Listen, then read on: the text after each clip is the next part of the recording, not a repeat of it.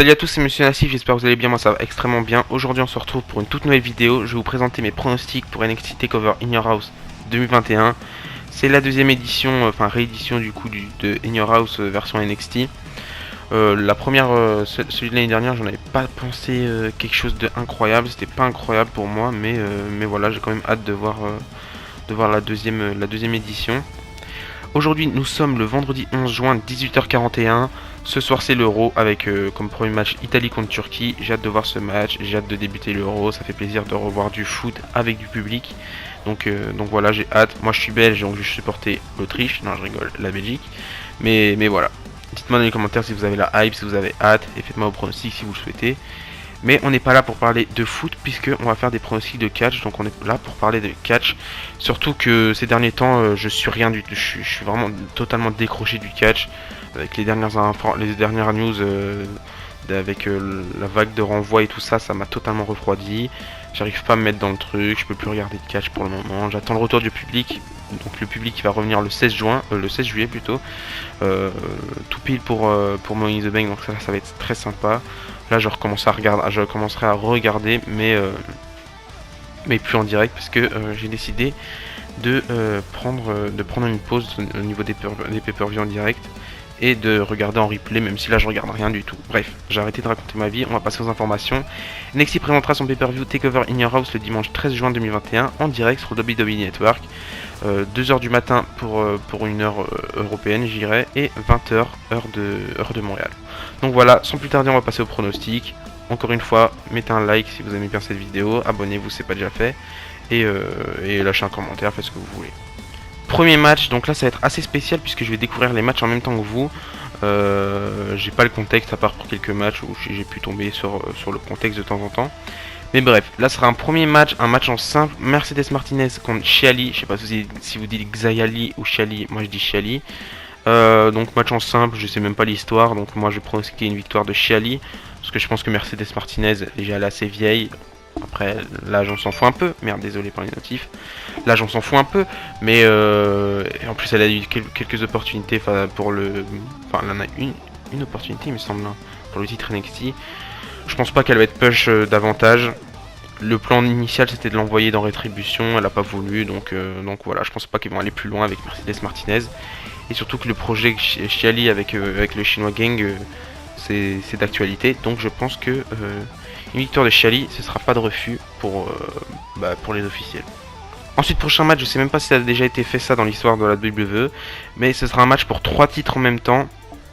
Donc on aura MSK, les champions actuels par équipe, qui vont défendre leur titre face à Raul Mendoza et Joaquin Wilde. Et on aura en même temps Bronson Reed qui va défendre son titre face à Santos Escobar. Et en gros là, en fait, je pense que en fait, à la victoire, c'est soit tu... J'arrive pas à m'exprimer. En gros, si l'équipe de Santos Escobar gagne, les 3 titres vont à l'équipe de Santos Escobar. Et si jamais l'équipe de Bronson Reed conserve, les 3 titres restent du côté de l'équipe de Bronson Reed. Donc il peut pas y avoir juste le titre par équipe qui change demain et le titre nord-américain reste, ou inversement. Donc si un titre doit changer de main, ce sera tous les titres en même temps. Bref, voilà, j'espère que vous m'avez compris. Moi, je vais pronostiquer une victoire de... je pense que Bronson Reed et MSK vont conserver. Ça fait pas très longtemps qu'ils sont champions. Je pense qu'ils vont conserver et c'est pas plus mal comme ça. Santos Escobar, on aura la chance de le voir plus tard. Donc, prochain match, on aura Cameron Grimes contre LA Knight dans un ladder match pour le $1 Million Championship. Donc, c'est assez chelou. Mais je trouve ça assez sympa parce que ça donne un peu d'importance à 2 catcheurs qui sont sur le point d'exploser, qui sont du moins ils sont sur la bonne voie d'exploser du coup. Plus Cameron Grimes, du moins c'est mon avis personnel. J'espère qu'il y aura de bons plans pour Cameron Grimes par la suite. J'adore son personnage et j'adore son catch, il est incroyable ce mec. Et Leinat, j'aime bien son personnage, mais j'aime un peu moins son catch. C'est un peu du style Dexter Lumis, Elias ou même Miz, même si Miz il est un peu plus un peu mieux du coup. Donc voilà, moi je pronostique une victoire de Cameron Grimes et ça va faire bizarre de voir le titre de retour, même si moi je l'ai jamais pu le voir auparavant, puisque j'ai à peine 16 ans quoi. Bref, pronostic Cameron Grimes qui repartira vainqueur de ce ladder match. Prochain match, ce sera l'avant-dernier match, sera pour le titre NXT féminin. Et dès que j'ai vu cette affiche là, ça m'a directement intéressé. Je me suis dit, là on retrouve du NXT, c'est assez sympa. Je connais pas trop la rivalité, je sais même pas ce qui s'est passé. Mais je trouve ça assez sympa. Quand Raquel Gonzalez est devenue championne durant le week-end de WrestleMania, durant la WrestleMania Week, je me suis dit qui sera sa première challengeuse. J'avais même pas d'idée en tête, je me disais soit elle va turn sur Dakota Kai ou inversement pour que Dakota Kai re-rentre vers la course au titre. Soit Tony Storm allait se réimpliquer dans la course au titre aussi, un truc dans le genre. Mais je pensais pas du tout à Ember Moon, et pourtant ça paraît logique un petit peu en voyant la situation de loin. Et là ça m'intéresse directement. Je suis vraiment heureux en vrai. Enfin, j'aime beaucoup parce que Ember Moon, c'est une catcheuse que j'apprécie particulièrement. Donc je pense pas qu'elle va gagner, mais en tout cas le match risque d'être pas mal, en espérant que Ember Moon se blesse pas. Donc pour moi ce sera une victoire de Raquel Gonzalez assez simplement.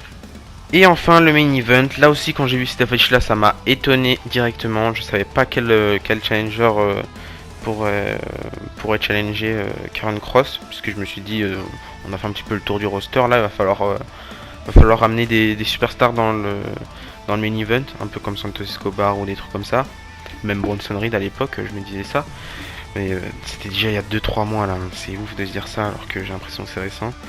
Bref. Donc là on aura un Fatal 5-Way pour le titre NXT entre Adam Cole, Johnny Gargano, Karen Cross, Kyle O'Reilly et Pete Dunne. Donc Karen Cross va défendre son titre. Ce qui est étonnant, c'est de voir que Johnny Gargano arrive toujours à se raccrocher à un truc du côté d'NXT. Enfin, du moins les officiels arrivent toujours à trouver un truc pour Johnny Gargano.